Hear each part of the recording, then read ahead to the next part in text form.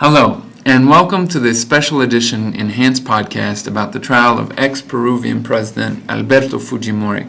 My name is Hayden Gore, and I served as an international observer in the Fujimori trial in the month of February, and I also reported on the trial for Amnesty International through the Fujimori Facing Justice blog, which you can still find on Amnesty International's website. As many of you may know, Alberto Fujimori currently sits in the dock of a special criminal court on the dusty outskirts of Lima, charged with violating human rights during his repressive decade in power in the 1990s. He faces charges specifically for three different cases. The first involves the use of torture in the basement of the Army's intelligence service, and the two other, perhaps more infamous cases involve the Barrios Altos Massacre of November 3rd, 1991, and the La Cantuta University Massacre of July 18th, 1992. Now, in many ways, these two massacres have really become emblematic of political repression under the Fujimori regime, which used extrajudicial killings, forced disappearances, and torture as tactics against vicious Maoist insurgency known as the Shining Path, which the country's Truth and Reconciliation Commission estimates killed over 31,000 Peruvians during the 20-year span of the Peruvian armed conflict. The two massacres were carried out by a secret detachment of military intelligence officers known as Grupo Colina, which operated under the direction of the National Intelligence Service, which was essentially Peru's domestic equivalent of the CIA. During my time as an international observer in the Fujimori trial, the former death squad agents of Grupo Colina were called to the court to testify, not only about the crimes that they had committed, but also about the structure and organization of this special military detachment. And I would like to share with you some of the details from their testimony in order to give you an idea about some of the cases for which Fujimori stands trial. We'll begin with the Barrios Altos Massacre. On November 3rd, 1991, agents from the Grupo Colina death squad, dressed in black, with black sweaters, black ski masks, military-grade submachine guns, broke into 841th Street in the Barrios Altos neighborhood of Lima and killed 15 people, including an 8-year-old boy, in an operation that took no longer than 4 minutes. According to the testimony of its members, the Grupo Colina death squad had received information that a Shining Path terrorist cell was going to be holding a barbecue that evening to raise money for the Shining Path. The information was received from an Army intelligence officer who had purportedly infiltrated the group. However, on the night of the attack, there was a problem. There were two barbecues, one on the first level and one on the second level. The Army intelligence officer who supposedly infiltrated this Shining Path terrorist cell, and who you will hear referred to as Abadia in the following slide, could not distinguish between the two cookouts.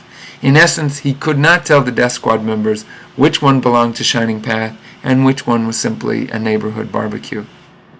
In the ensuing confusion, the death squad members decide to eliminate those participating in the cookout on the first floor simply because the party on the second floor had more women and children.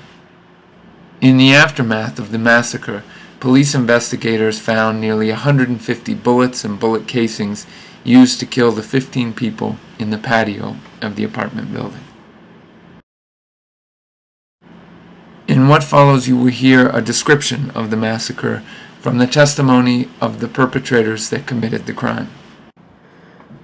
Abadia was in the cookout. I saw that it was getting hot, so I got into the vehicle with Martin Rivas and Carlos Pichilingüe, Colina's operational and administrative chiefs.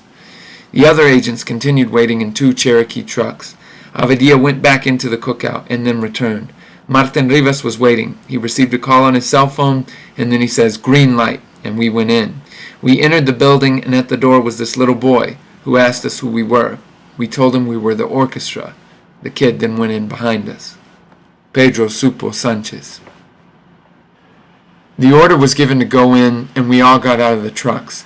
In the alleyway, I put on my ski mask and grabbed my gun. I went in through the left-hand side, and we fell into an L formation in the room so that we could control everyone.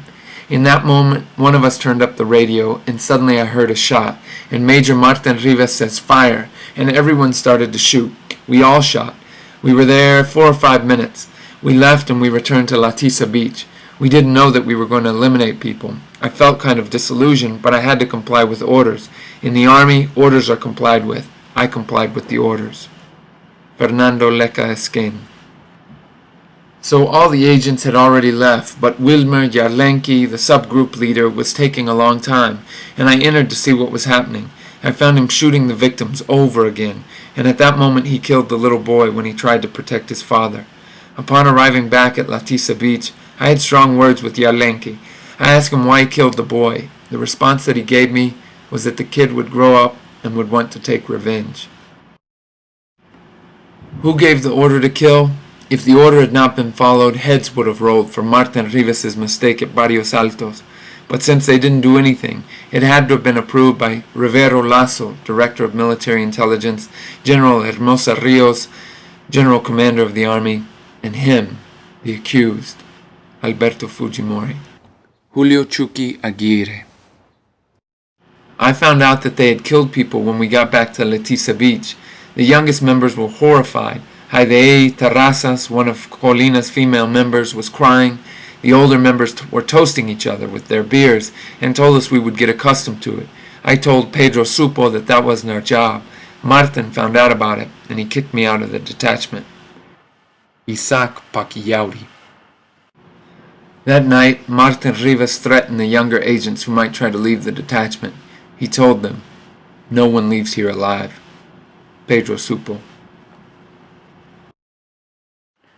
Not surprisingly, Fujimori's defense against these accusations is that he not only did not know about the operations and about Grupo Colina, but that the death squad operating under the direction of Martin Rivas was really acting as a renegade group of military intelligence officers operating outside of the command structure of the armed forces and coming up with their own solution to the terrorist threat posed by the Shining Path. However, there is sufficient evidence to establish that Grupo Colina was not a paramilitary group, that it was in fact incorporated within the command structure of the armed forces and given significant institutional support and financial backing. For instance, an existing military base was retired from Latisa Beach so that Grupo Colina could take it over as a training site.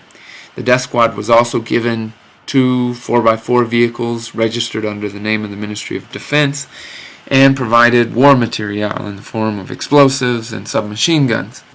Also, if you take a look at the actual Barrios Altos Massacre site, you will see that there is certain physical evidence that suggests a greater level of coordination between government ministries in order to make the actions of the death squad possible. For instance, in this picture you can see the Barrios Altos Massacre site, the 2-level apartment building at 840 Giron Huanta Street. It's indicated by a little pushpin. Right above that, only 30 yards away, is the Office of Police Intelligence, and around the corner away from that, probably roughly another 30 yards away, is the local police station. All of the death squad members who gave their testimony in front of the court said they never saw a single police officer on the night of the November 3rd, 1991 Barrios Altos operation. Up next from the Fujimori Facing Justice vlog is an analysis of the July 18th, 1992 La Cantuta University Massacre. Thanks for joining me, and I'll see you next time.